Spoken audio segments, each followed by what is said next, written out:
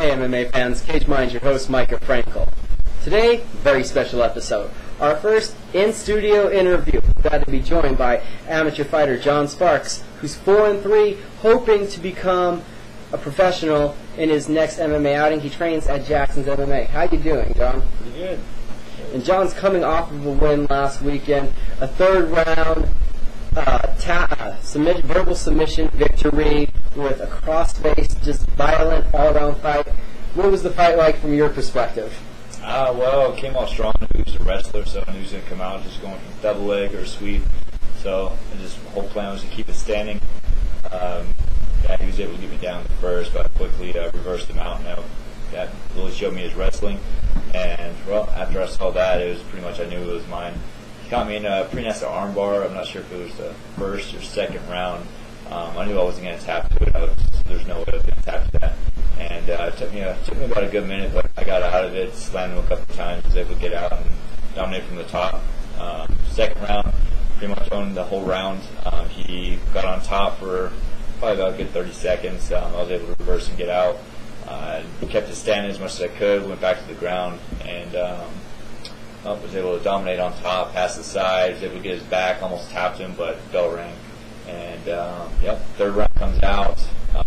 Corners tell me to keep it standing, You go to the ground, just make sure you're on top. So went through it, went back to the ground, I was on top, and I actually felt him kind of gassing out, so I was able to get my forearm in his throat, push up to go for an elbow, felt him kind of choking, so pushed down, kept my pressure on, got the tap, So you weren't going to tap, but how painful was that arm bar? Because it looked like it was pretty close to being pretty straight in your arm. Yeah. I mean, it was close, but I felt that I saw him stringent as hard as he could, and it wasn't going to break or nothing. I knew it wasn't. The worst that was going to happen, it was probably going to pop something. So, but yeah, he didn't have it good enough to where it was going to break, so I knew I was going to get out. So out of the 4 victories that you've had so far, where do you rank this in, you feel, for your overall performance? This is actually one of my better performances going into the later rounds. Most of my best performances, I feel the best performances are actually inside my first round finishes. I got a couple of them that finished in under 2 minutes. Those are really good performances. However, when you go into like the later rounds, the second, third round, that's when you can actually feel what type of fighter you actually are, what you can actually do when you're actually exhausted. So the fighter that you are, let's go back a little bit, and now that we talked about your most recent fight, how'd you start out in MMA? How'd you get the interest, and how'd you decide this is what you wanted to do? Same way as everybody, watching old school UFC videos.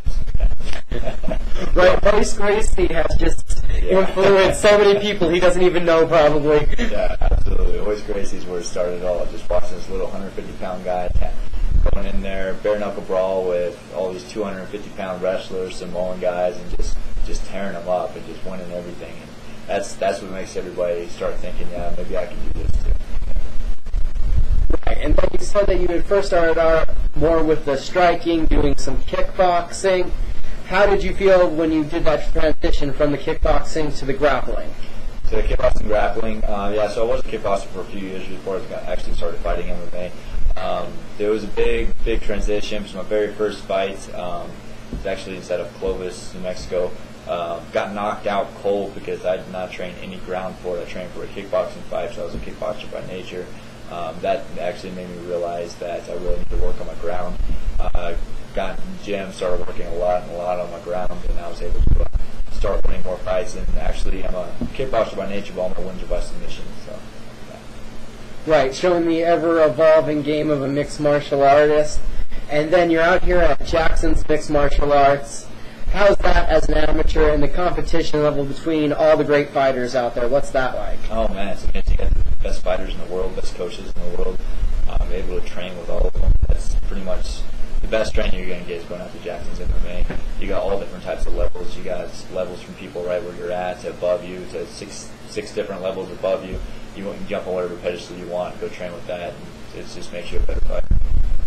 Okay, so on that potential to go pro now from the amateur, is it an excitement feeling that you're going to get there and you believe you're going to be there soon? Yeah, I'm actually hoping to go pro after this past fight. I'll have to see what my just say it's up to them when I'm ready. It's very exciting actually. Try and go pro. Pushing yourself to that next level is definitely where everybody wants to be. Definitely where I want to be too. So how healthy did you come out from the last fight? As you can see, it's only about 4 to 5 days later, so I got one scratch on me. So Pretty healthy. So optimally, you're back in the gym already. But when are you hoping to figure out your next fight? Usually fight about every 2-3 months. Kind of taking it easy next couple of weeks. Just been training so hard the past 6 weeks. Kind of nice to take a little bit of break and then get back in there, talk to the coaches, talk to Ricky from Jackson, promoters, and see what's going on, see what I can get into. So after the trials and the tribulations of the camp, and then the fun night of the victory of the fight, what do you do to celebrate after that? After the fight? Yeah. Actually, I had a lot of my family come out, just kind of, go out for drinks, yeah. But, that's about it. It was kind of funny because every time I bring my girlfriend in to come watch me fight, I don't let her drink the entire time that while I'm fighting until after I'm actually done fighting, so I want her to experience it with me. So and then afterwards, everybody keeps trying to buy me beers and everything, and I can't really even drink beer for the next couple of hours just because I just want to take it all in, take in the win and everything. And afterwards, go out and just celebrate, have some beers and stuff with people. But right after that, next day, it's pretty much just right back to the track. It's what's next for me. So. Okay. And then also from that last fight, what's it like, the experience, because it's a smaller venue, the Hard Rock, but getting the fight at home, getting a fight in front of the family, and in that surroundings, what's that like? Oh, it's awesome. It's perfect, especially when you got the crowd cheering for you. It's great. You invite all your friends, family out. Everybody can watch you fight, can watch you to keep jumping up to that next level. Pretty much all the fight cards I've been on have been the bigger ones inside New Mexico, like Jackson's MMA series, just the biggest one in New Mexico. And those ones are it's kind of nerve-wracking a little bit when you can walk out there and you see all those thousands of people out there and you got to walk in there and go toe-to-toe with somebody inside the cage. But it's once you get in there and you throw the first couple of punches, that's when you realize, hey, this is what I've been training for. So it just all comes right back to you. Okay, so in the second instinct, are you one of those kind of fighters that needs to get hit to get going, or do you come in pretty motivated, starting with a fast pace? How would you say yourself? If I walked in there going to get hit to get motivated, my coach would be pissed. So no, to get motivated, actually go in there and land a couple of shots, that's when I'm actually know I'm in. Once I start landing stuff, go out there and just pretty much just right when I go in and start banging. When I get hit a couple times, it doesn't feel real good. It just helps you know you're in the fight, but not a good idea to get hit right when you're Okay. Another big thing that's been recent in MMA is just guys always trying to be the bigger guy inside the cage. So, how much do you cut weight for a fight? Are you always looking to have that advantage for size, or? Well, usually I walk around about 167, 168. When I get into hardcore training mode, when I'm training 3 times a day, by the time fight week comes, I'm usually looking 5-6 pounds. So, I don't cut very much. Most of my opponents have been short, stocky wrestlers and cut about 15, 20 pounds. I'm actually used to that. I prefer to fight at 55, just like the way that it comes from my weight cut, just from training. So, but I don't have very hard time doing weight.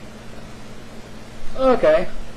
That's good, because I'm always watching, you'll just look and you'll see the guy that's always, trying to go from welterweight to lightweight, then at lightweight, he's thinking, man, maybe I can make featherweight. I'm just like, at some point, it just doesn't sound healthy. No.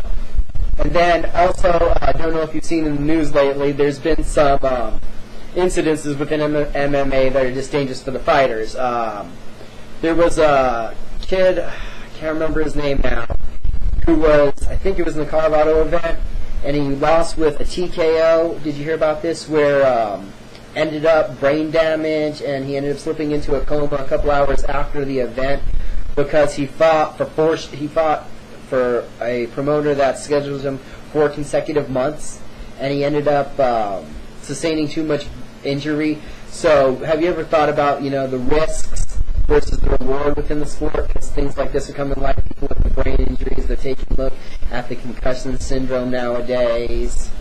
Well, I mean, there's always risk involved in it, but truth of the matter is, if you're getting hit in the head and you learn how to not get hit in the head, you're going in there fighting, because it's definitely not good for you if you're getting hit in the head every single time.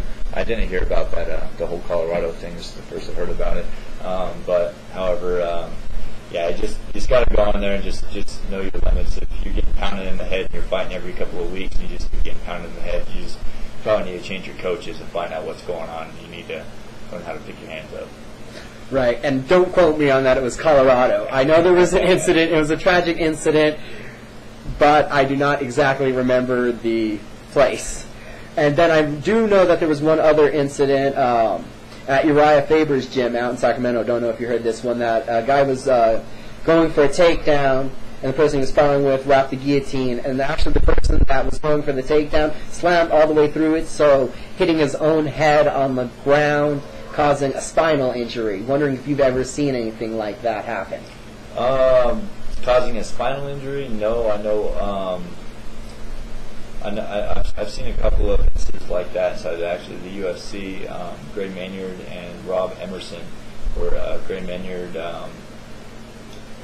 went to go take down Rob Emerson, slammed him, and actually knocked himself out. But spinal injury, no, I don't know of any. I haven't really heard of much like that. So, no. There were warnings to that, but does that look like an injury that would, or something that could happen? You know, a lot of times you think it was like a unfortunate incident.